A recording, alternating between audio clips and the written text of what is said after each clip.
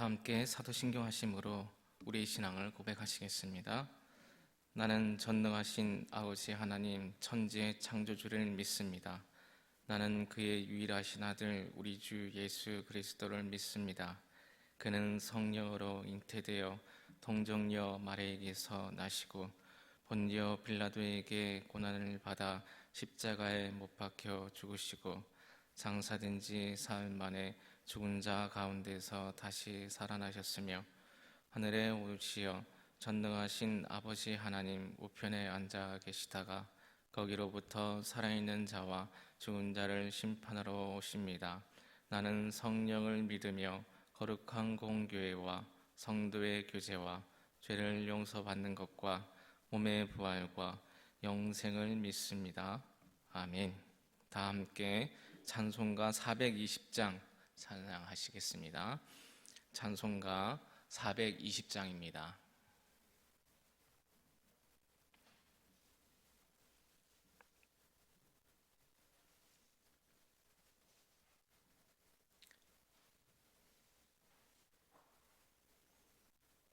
찬송가 420장 찬양하시겠습니다.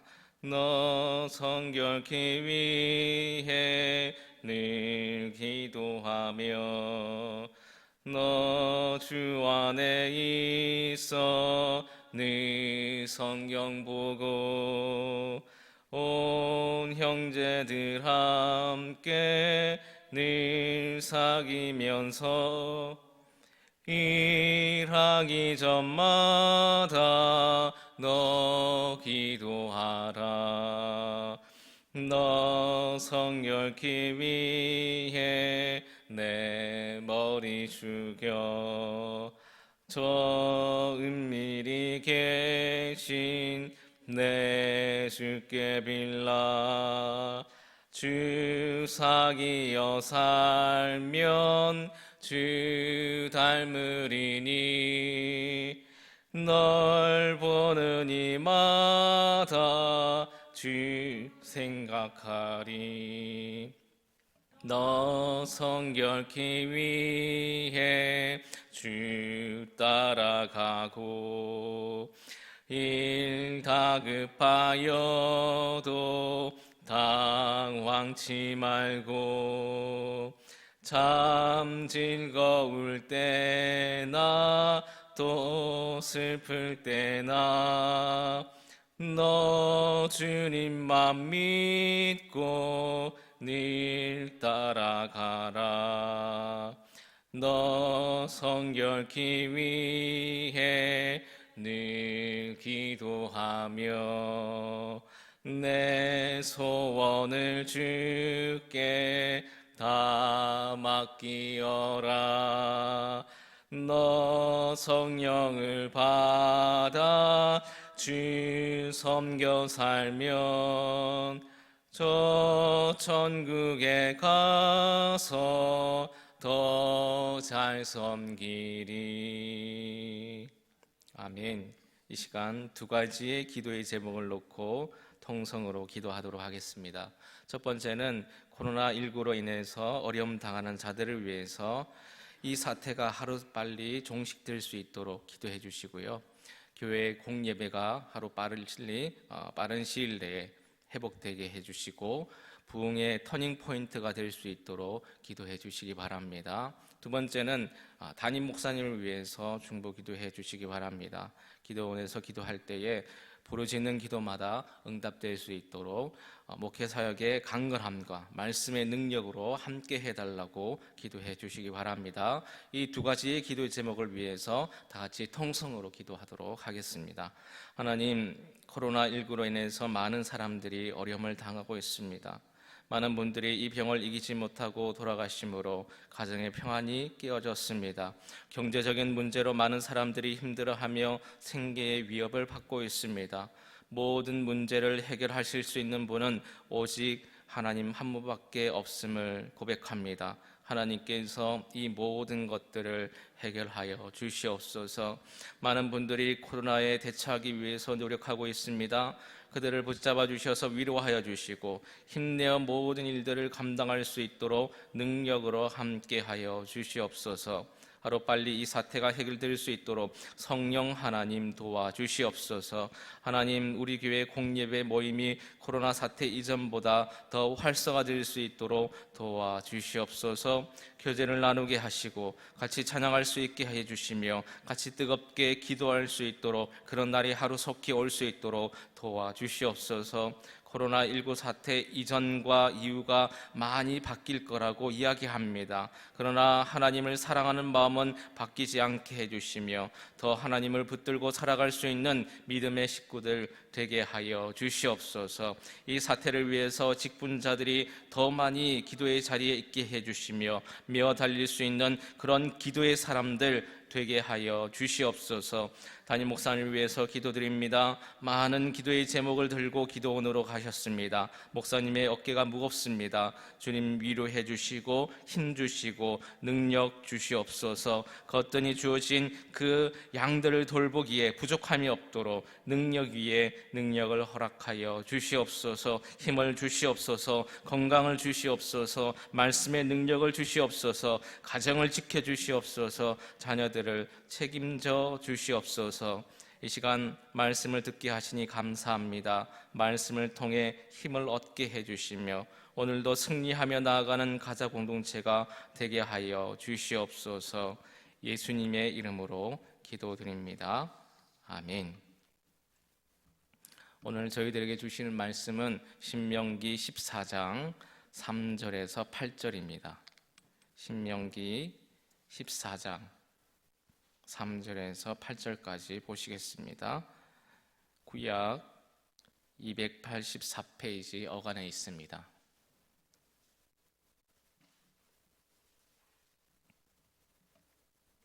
한 절씩 번갈아 가면서 교독으로 봉독하도록 하겠습니다. 제가 3절 말씀 봉독합니다. 너는 가증한 것은 무엇이든지 먹지 말라.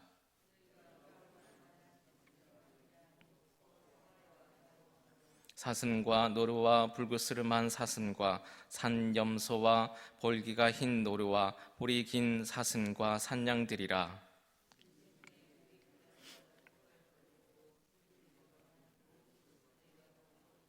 다만 새김질을 하거나 굽이 갈라진 짐승 중에도 너희가 먹지 못할 것은 이것이니 곧 낙타와 토끼와 사반, 그들은 새김질은 하나 굽이 갈라지지 아니하였으니 너희에게 부정하고, 돼지는 굽이 갈라졌으나 새김질을 못함으로 너희에게 부정하니 너희는 이런 것의 고기를 먹지 말 것이며 그 사체도 만지지 말 것이니라. 아멘. 오늘 본문 말씀은 어떤 사람들에게 혼란을 줄 수가 있습니다.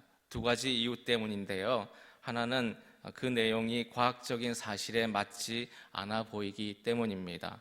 7절 말씀 보시면 토끼와 사반, 이 두 동물이 나오는데 새김질을 한다라고 되어 있습니다. 그러나 사실 토끼와 너구리의 일종인 이 사반은 반출을 하지 않습니다. 그래서 성경이 과학적으로 틀렸다라고 혼란스러워 할 수가 있습니다.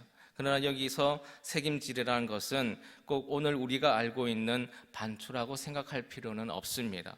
새김질이라는 것은 자주 침을 흘리고 입을 움직여서 씹는 것처럼 보이는 행동을 말한다라고 볼 수 있습니다. 그래서 꼭 본문 말씀이 오늘의 과학적 사실과 맞지 않는다라고 생각할 필요는 없습니다.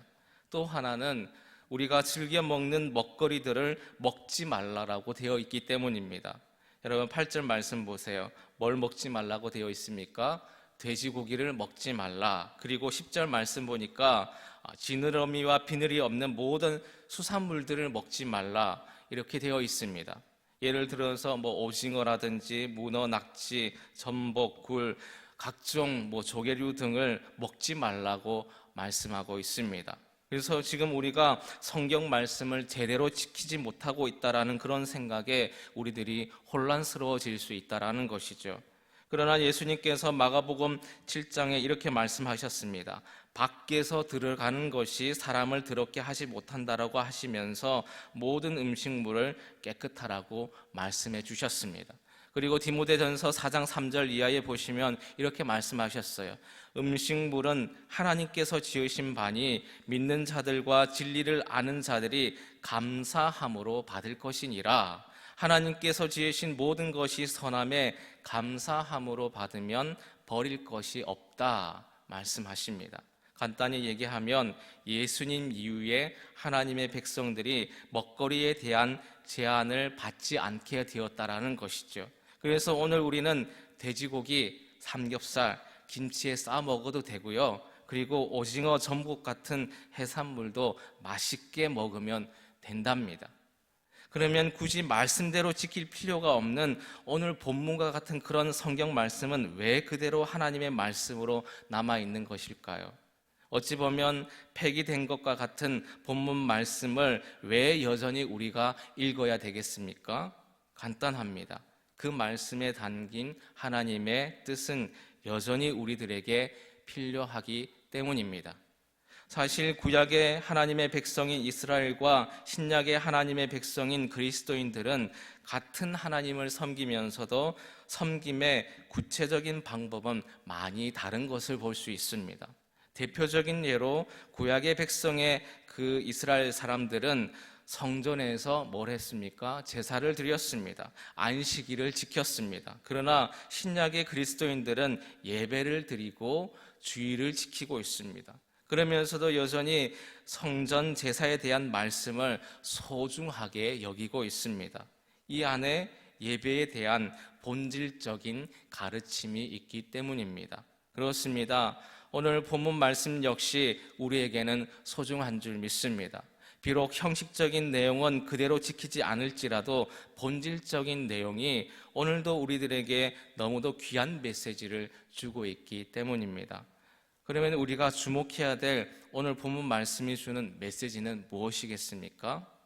본문이 주는 우선적인 메시지는 우리가 하나님께서 구별해 놓으신 백성임을 기억해야 된다는 것입니다.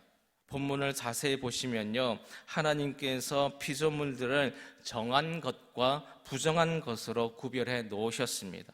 우선 4절 이하에 보시면 육지 동물 가운데에 정한 것과 부정한 것을 구별해 놓으셨습니다.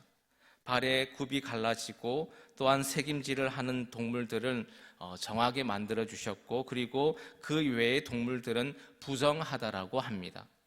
다음 9절 말씀 이하에 보시면 수생 동물들 가운데에 정한 것과 부정한 것을 구별해 놓으셨습니다.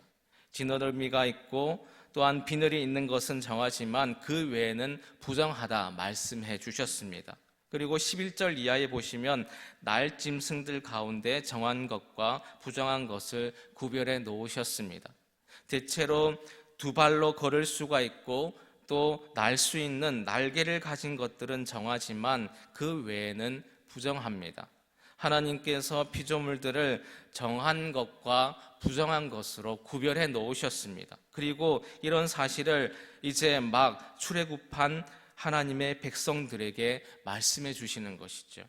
그러면 하나님께서 왜 피조물들을 정한 것과 부정한 것으로 구별해 놓으셨을까요? 그리고 왜 이 사실을 하나님의 백성들에게 말씀하시는 것일까요? 성경에 보시면요, 이미 노아 시절부터 이런 구별들이 있었습니다. 창세기 7장 보시면 하나님께서 노아에게 이렇게 명령하셨습니다. 정결한 짐승은 암수 7씩, 부정한 것은 암수 2씩 구별하게 하셨습니다. 하나님께서는 홍수 심판 이전에 이미 피조물을 정한 것과 부정한 것으로 구별하셨습니다. 그런데 여기서 중요한 것은 이때 이미 사람들도 구별되어 있었다라는 것이죠.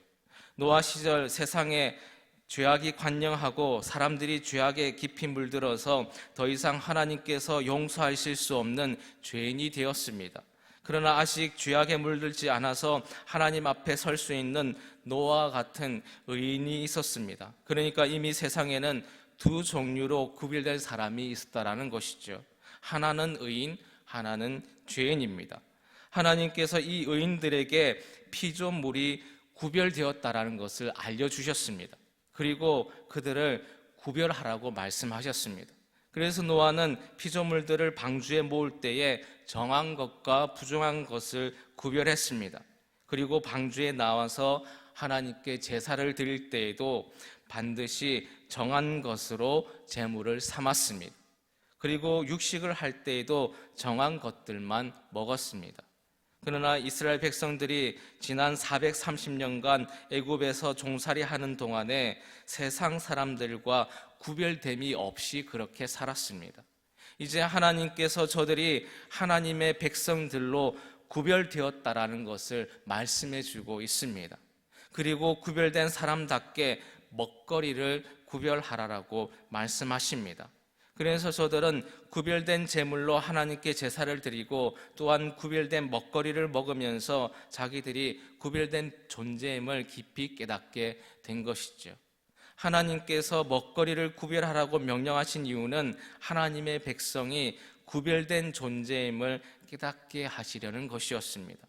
남과는 다른 먹거리를 먹으면서 자기들은 남들과 다른 존재라는 사실을 새롭게 깨닫게 하고자 했다라는 것입니다. 본문이 주는 또 다른 메시지는 구별된 백성인 우리가 이제 구별하며 살기를 하나님께서는 원하십니다. 특별히 본문 3절 보시면 이렇게 말씀하고 있습니다. 너는 가증한 것은 무엇이든지 먹지 말라. 여기서 가증하다라는 것은 누가 볼 때 가증한 것일까요? 사람이 볼 때 가증한 것이 아닙니다. 그리고 내가 볼 때 가증한 것이 아닙니다. 바로 하나님께서 보실 때에 가증한 것을 말씀합니다. 그런데 문제는 그것이 하나님께서 보실 때 가증한 것인지 아닌지 저희들이 구별해내기가 쉽지를 않습니다. 그래서 우리는 늘 구별하려는 그런 자세를 가지고 살아야 될 줄 믿습니다. 세상에는 가짜가 많습니다. 그것이 고가품일수록 가짜가 많고 얼마나 정교한지 모릅니다. 다이아몬드는 정말 값비싼 것이어서 가짜가 매우 많죠. 그런데 의외로 다이아몬드는 가짜를 구별해내기가 쉽다라고 합니다. 미국 원주민인 인디안들이 발견해낸 방법이 있는데요. 인디안들은 유리알 같은 다이아몬드 원석을 찾으면 햇빛이 좋은 날에 시냇물 속에 던져 넣는다라고 합니다. 그리고 잠수를 해서 물속에서 영롱한 빛을 내는 유리알을 찾는다고 합니다. 그러면 영락 없이 그것이 진짜 다이아몬드라고 합니다. 그 원리는 이렇습니다.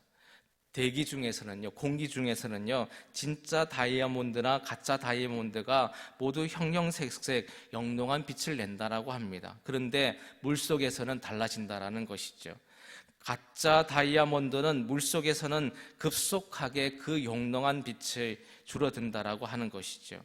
그러나 진짜 다이아몬드는 물속에서도 거의 변치 않고 형형색색 영롱한 빛을 내게 되어 있습니다. 우리도 구별할 줄 아는 지혜가 필요합니다. 우리는 구별할 것을 물속에 넣는 것이 아니라 하나님의 말씀 속에 던져 넣어야 합니다.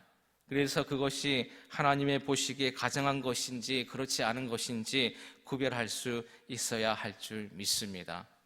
그러면 오늘 우리가 특별히 구별해내야 될 것이 무엇이 있겠습니까? 첫째로 하나님께서 싫어하시는 것을 구별해내야 합니다. 본문 말씀 보시면 하나님께서 싫어하는 것들이 있다라고 말씀하고 있습니다. 그것도 가증하다라는 표현을 통해서 말씀하고 있듯이 하나님께서 끔찍하게 싫어하는 것들이 있습니다. 이러한 것들을 구별해서 제거해내야 되겠습니다. 우리가 우리 자신을 돌아보아야 합니다. 내 마음속에 하나님께서 싫어하는 것이 있으면 구별해내야 합니다. 내 행동 속에 하나님께서 싫어하는 것이 있으면 구별해내야 합니다. 성령의 감동함으로 신앙 양심에 꺼리끼는 것이 있으면 구별해내야 될 줄 믿습니다. 둘째로 하나님께서 기뻐하는 것을 구별해내셔야 합니다. 본문의 말씀 속에 담긴 하나님의 바람이 있습니다. 바로 거룩한 하나님을 섬기는 거룩한 하나님의 백성들은 내가 거룩하니 너희도 거룩하라는 하나님의 뜻을 따라야 합니다. 다시 말하면 적극적으로 하나님께서 기뻐하는 것을 구별해내서 행해야 하는 것이죠. 특별히 선택의 기로에 섰을 때에 내가 바라는 것을 선택하는 것이 아니라 하나님께서 기뻐하실 것을 구별해서 선택해야 합니다. 그리고 지금 이 자리에서 내가 바라는 것을 추구하는 것이 아니라 하나님께서 기뻐하실 것을 구별해서 추구해 나가야 되겠습니다. 말씀을 정리합니다. 사랑하는 여러분, 우리는 하나님께서 구별하신 사람임을 잊지 말아야 하겠습니다. 하나님께서 구별하신 사람은 우리의 정체성을 잊지 말아야 되겠습니다. 그리고 더 나아가서 구별된 사람으로서 구별하는 삶을 살아야 할 줄 믿습니다. 하나님께서 싫어하는 것을 구별해서 마땅히 버릴 수 있어야 되며 하나님께서 기뻐하는 것을 구별해서 시행할 수 있는, 행할 수 있는 저와 여러분 되시기를 간절히 주님의 이름으로 축원합니다. 기도하시겠습니다. 하나님 아버지, 세상 사람들과 구별해서 자녀 삼아 주시니 참으로 감사드립니다. 하나님의 자녀답게 구별되어 살아갈 수 있도록 도와주시옵소서. 하나님께서 싫어하는 것은 멀리하게 해주시며 하나님이 기뻐하시는 일에 열심을 낼 수 있는 우리의 삶 되게 하여 주시옵소서. 오늘도 그러한 날 될 수 있도록 붙잡아 주시며 기도할 때에 저희들에게 힘과 용기를 허락하여 주시옵소서. 예수님의 이름으로 기도드립니다. 아멘. 하늘에 계신 우리 아버지, 아버지의 이름을 거룩하게 하시며 아버지의 나라가 오게 하시며 아버지의 뜻이 하늘에서와 같이 땅에서도 이루어지게 하소서. 오늘 우리에게 일용할 양식을 주시고 우리가 우리에게 잘못한 사람들을 용서하여 준 것 같이 우리 죄를 용서하여 주시고 우리를 시험에 빠지지 않게 하시고 악에서 구하소서. 나라와 권능과 영광이 영원히 아버지의 것입니다. 아멘.